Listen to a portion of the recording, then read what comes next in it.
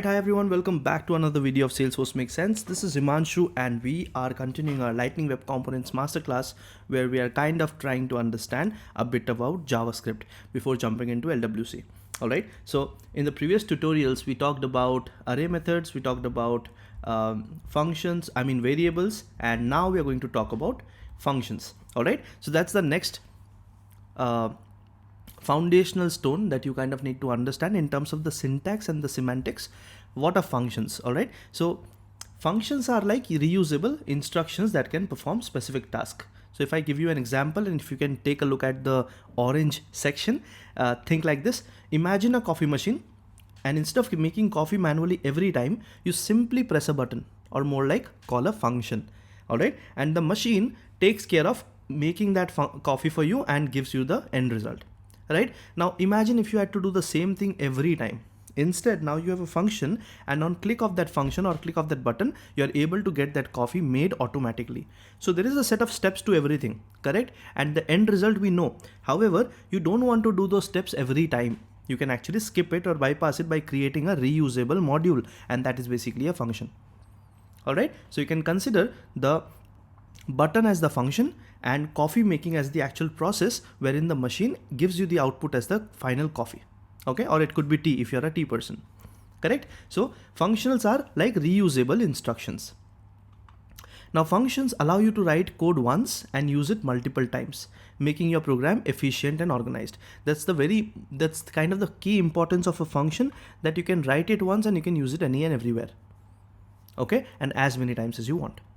Okay, I want you to think of some examples of some real-time functions that you can think of that have eased our life, right? So you can think of, let's say, any kind of machine or any kind of electronic, any kind of gadget, any kind of smart application that uses inherently a function. See, pretty much everything uses a function, but I would like an example from you. All right, so we'll be creating a lot of functions in JavaScript and then also in LWC, and that's why it's important to discuss them here. So let's talk a bit more about functions. Now, before talking a bit more, I'll just go ahead and jump into programmist.com. So I'll go to Programmist and let's open the online compiler here. And I hope you guys are doing this alongside me and not just looking at the videos, because that would help you learn a bit better. So this is the Python compiler. I want the JavaScript compiler. All right, so let's open this right here, and yes, we are on JavaScript. And now let's see how you can define a function. That's the first thing. Okay, I'm again still just talking about the basics and the semantics and the syntax. So let's talk about how you can actually define a function and how you can call them. Okay, great. So to actually write a function, it's very simple. You use the keyword function. Okay, and you can simply say hello to Himanshu. That's the name of your function. So first keyword is the function keyword and then the name of your function. So it could be like make coffee based on our example, or make tea. All right, or handle this click. Okay, or check server side. It could be anything, but again, see, notice it is camel cased and meaningful English language. Okay, so I'm going to say handle, or let's say just, greet Himanshu. Okay, again, just the basics. Then you have to give this brackets to denote that it is a function. This denotes that greet Himanshu is a name of a function that can be called. All right, and once you define a function, it has to have a set of steps, right? Those set of steps have to be executed in the curly braces. So this becomes the scope of the function. Everything that you write inside is greet Himanshu's function scope. Make sense? So if I write H here, if I write I here, if I write M here, whatever I write is all under the scope of this function and comes as part of this function. Okay. Now, first thing I'll do is I'll just do a log, or I'll just try to print it. Okay. Console.log. Hi Himanshu. Okay. And I'm good and I'm going to say run. All right. Code execution is successful, but nothing got printed. Why? Because there is a machine that can make coffee for you or that can make tea for you, but you have to tell it to make it for you, right? You have to press some button to kind of tell that, the set of steps that you are doing, I want it done for myself. Correct? So I'm going to call the function now. And how do you do that? You simply use the name of the function with the bracket and you simply call it. And now if I say run here, you will see that the function was called, that's called greet Himanshu, and it actually logged whatever was inside the function. Okay, now it could be let Himanshu's age be 30, and I'm going to say happy, I'm going to concatenate it, happy Himanshu's age is the name of the variable, birthday. Okay, and I know it is th, so I just put th here and I'll just say Himanshu. Okay, I'll get rid of this exclamation, put it, and I'll go say run. What happens? It says happy 30th birthday Himanshu. Alright, so this is the name of the function with the brackets, and it has been called. Whenever it is called, context goes here and tries to find the function. Now if you notice, if I just remove this, I do a typo here. Okay, if this is Himanshu and I say run now, see what happens? It says greet Himanshu is not defined. This method is not defined, so it's not able to find it because there's a different name. Okay, what if I do h as a small instead of capital? What happens in that case? See, it is not able to find it because case sensitivity. All right, so now it will be able to find it and it will be able to run it. All right, now that's one way to actually create a function. I'm going to do another way. Okay, I'm going to say const greeting is equal to function. I want to say that greeting is a variable that I've defined which is of type function, and that function is mentioned right here. So you can even do that. Okay, even that's another way of writing or creating a function. See, I've given you the first one. That's the very common one, and that's the most widely used way of defining a function. If you're not interested in different kind of nomenclature, it's okay, skip it. But you should know at least one way, so I'm just giving you different ways. The most simplest way to actually write and call functions is this particular right here, the first one. The second one is just another way of writing it, and I can actually trigger it. Okay, the first one got triggered, and now if I just try to console log the greeting variable, let's see if it is able to print it or not. So it is giving me that it's of type greeting. Okay, it's not really executing it. All right, but this is another way of actually writing or creating a function. All right, there's a third way of creating a function, that is using the arrow function. Okay, normally where do we see arrows? We see arrows when we are creating maps, right, for key value pairs. Similarly, in JavaScript, you have a concept by which you can actually create a function, and that's the arrow function. So similarly, greeting message is equal to, you can define a function like this using an arrow. So it understands that this is the syntax. I'm just giving you the syntax first. So this bit right here is assigned to the variable greeting message, and this is how the function is defined. Now what you can do is you can put all your stuff inside this curly braces, which is the scope of your method. If it is a bit too much, if it is complicating things, ignore, forget about all of this. But keep in mind, this is how you write a function. This is how you define a function. Okay. So I personally like this particular framework, and I will continue to use this. All right, for all the other use cases. So now that's the first thing. You can actually define functions and you can actually accept parameters. Now you might think, Himanshu, I need to tell the system, to make my coffee a bit strong, a specific type. So what can I do? Can I put a parameter here and say that, give me a type of a specific type of coffee? Yes, you can do that. So inside these brackets, you put all your parameters. They will always be comma separated. You can put your parameters here. Okay. And then I'll put another parameter called temperature type. Okay, and I'm going to say console.log, hi there, here's your. So if you notice, when I put an apostrophe here, it kind of changes the color syntax. That's because now it is the compiler is understanding that this particular thing is the string right here. Why? Because the single quote starts here and it ends here. However, To bypass the entire string, you can use a backslash. And you see now this becomes one single apostrophe inside the string, and now you can close your actual string literal here. Make sense? So I'm going to say, hi there, here's your, and I'm going to concatenate it with the type. Before the type, I'm going to say temperature type, so it will be iced or cold, and then I'm going to say coffee. So I'm going to put the type here and then the coffee. Okay, so this should not be, let me just set it up for you and then I'll explain you. Okay, yeah, this is better. So see what I've done, I've just said hi there, here's, instead of here's I just put a backslash here just to tell the system this is not the end of my string, this is the end of my string, and you just escape this particular single quote. So this is how you escape a quote inside a string or using a backslash. And I say, hi there, here's your, I put a space here, cold or hot, whatever, and then I put a space here, and then I say Americano, espresso kind of coffee. That's the idea. Okay, let's run it first. Nothing will execute obviously because I have not called the function. So now I'm going to call it make coffee, and I'm going to say iced, or let's say latte, and I'm going to say iced here. Let's see what happens.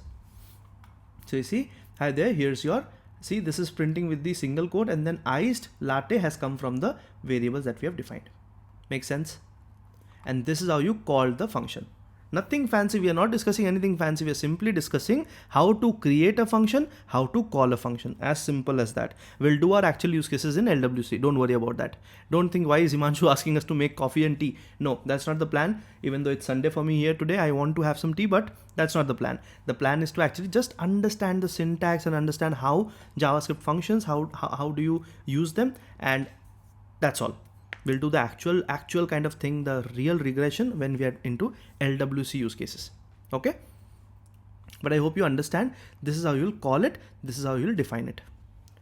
Himanshu, why? So if for people who have come from the Apex tutorials, who know Apex, you know, right, we put data types before the variables that we pass in the parameter. Here there's nothing like that. You just put the variable type, the name of the variable, that's it, and you can use it here. Alright. Now the other thing is, Himanshu, what if I want an output from this? Right now we are just printing out things, which is fine, but let's say you have an actual scenario where you need an output. A simple use case is like, you know, addition of two numbers, right? 2 plus 3, what is the output? It should be 5, but how do I tell the system or the function to return the output to me?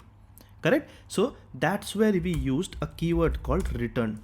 Now, for those of you who are familiar with programming languages, be it any kind of language, return keyword returns your code execution from that point to where it was called from. Correct? So whenever I will call make coffee, it will find where is make coffee. Okay, line number 1. Go ahead. What is type? What is temperature type? Execute line number 2. Execute line number 3. Oh, return. I need to go back and it will return the value here. That's the whole execution context. What if you put some line here? It will not work because code will return from line number 3. It will not go ahead. It will not continue. That's the meaning of return.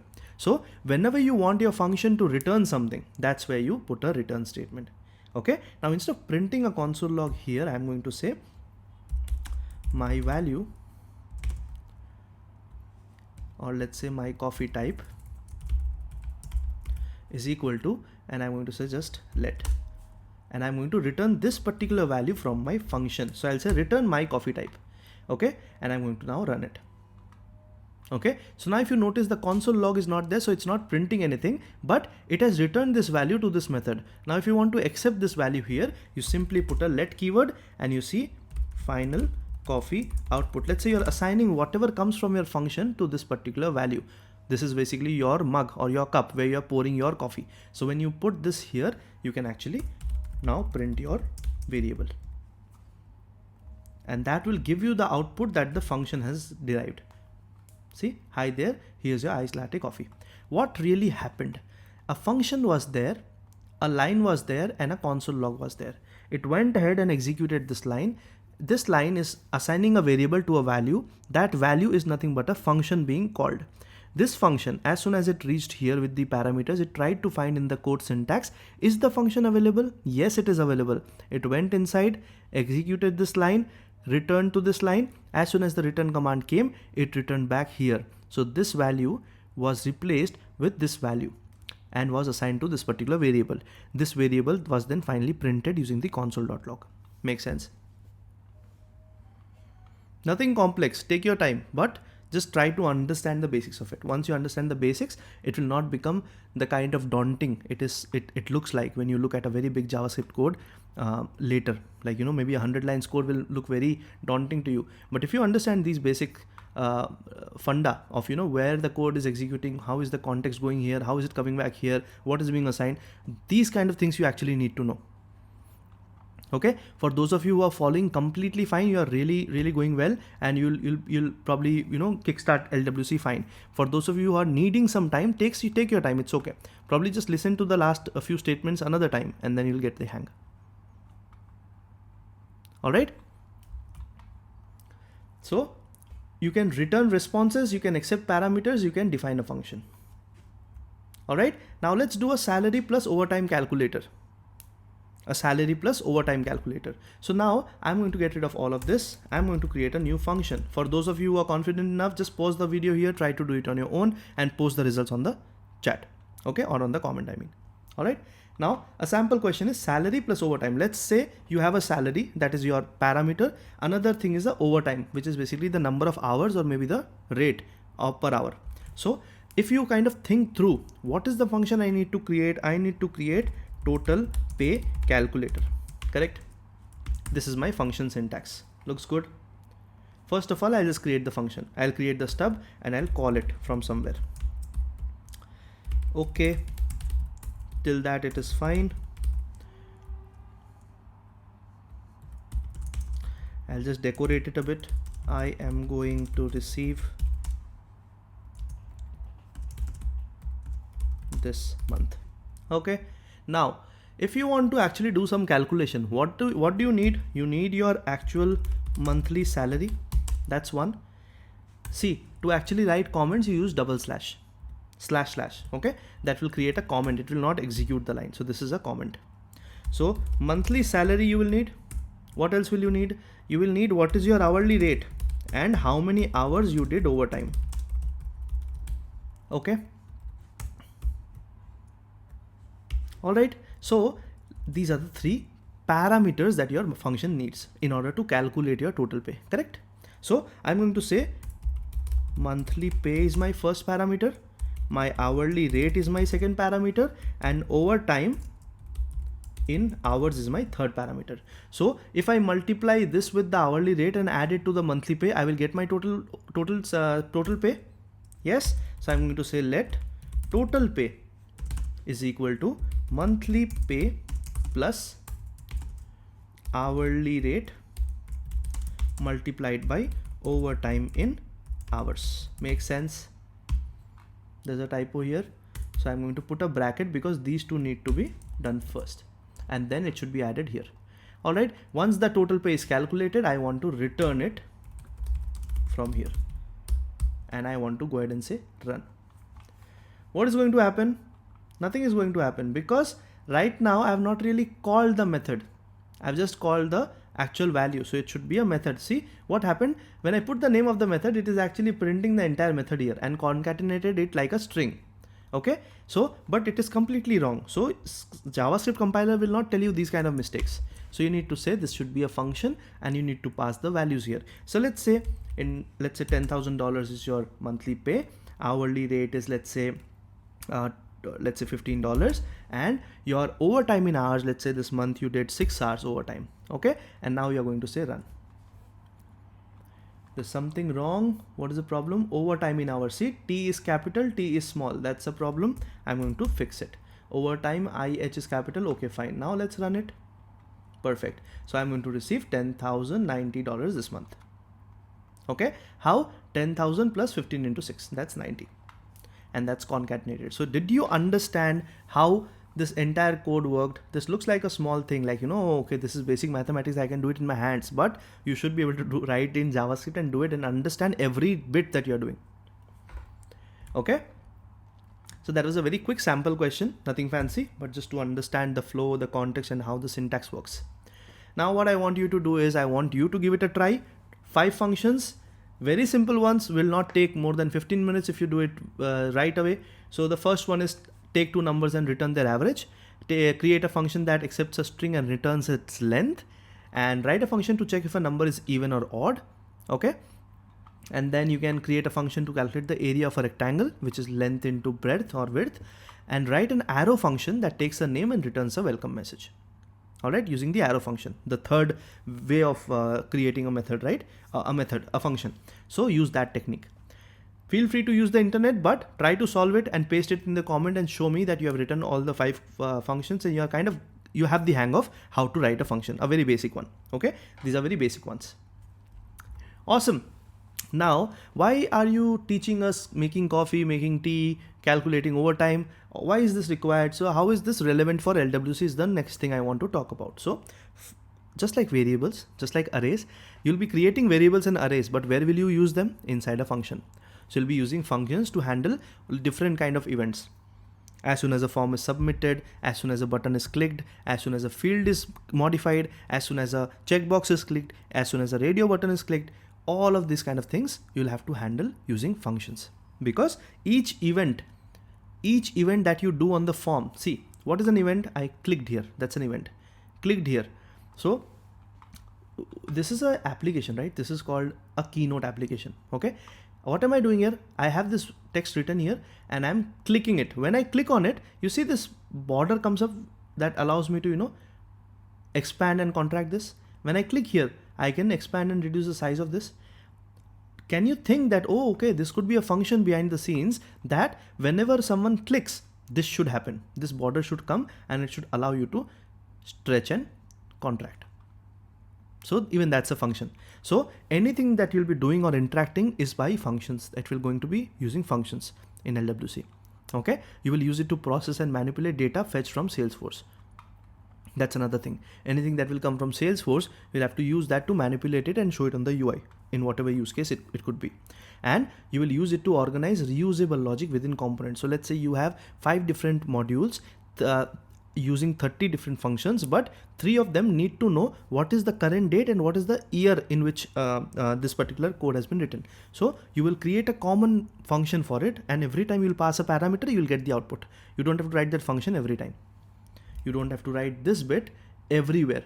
Why? Because today you have kept it here. Tomorrow in another program is, if you want to do this again, you want to reuse it, right? So you can reuse this code from another LWC component also. That's what I'm trying to say. Okay, that's your modularity and reusability. All right. Great. That's all I wanted to cover for functions as part of JavaScript. And just put a comment that functions make sense if you are watching till the end, and if you are kind of comfortable with functions. And yeah, I will see you in the next one. Bye.